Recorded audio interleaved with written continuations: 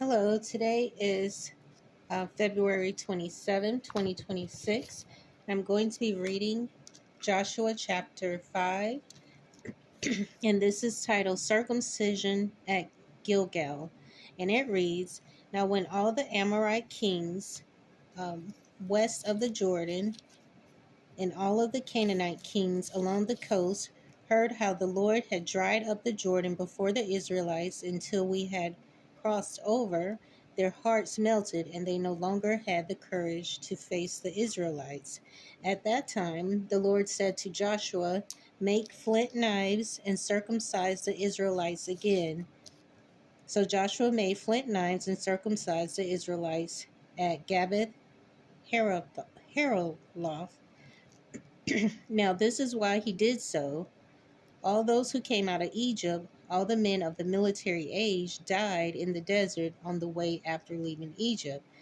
All of the people that came out had been circumcised, but all the people born in the desert during the journey from Egypt had not. The Israelites had moved about in the desert 40 years until all the men who were of military age when they left Egypt had died. Since they had not obeyed the Lord, since they had not obeyed the Lord. For the Lord had sworn to them that they would not see the land that he had solemnly promised their fathers to give us, and a land flowing with milk and honey.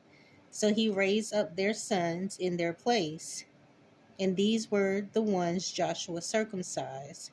They were still uncircumcised because they had not been circumcised on the way, and after the whole nation had been circumcised, they remained where they were in the camp until they were healed. Then the Lord said to Joshua, Today I have rolled away the reproach of Egypt from you. So the place has been called Gilgal to this day. On the evening of the 14th day of the month, while camped at Gilgal on the plains of Jericho, the Israelites celebrated the Passover. The day after the Passover, that very day, they ate some of the produce of the land, unleavened bread and roasted grain. The manna stopped the day after. They ate this food from the land. There was no longer any manna for the Israelites, but that year they ate of the produce of Canaan.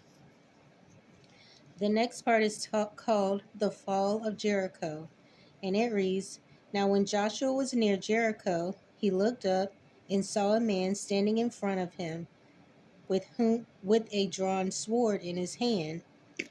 Joshua went up to him and asked, Are you for us or for our enemies?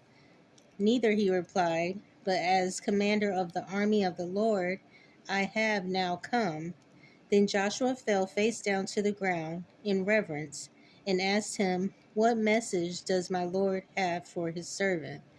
The commander of the Lord's army replied, Take off your sandals, for the place where you are standing is holy. And Joshua did so.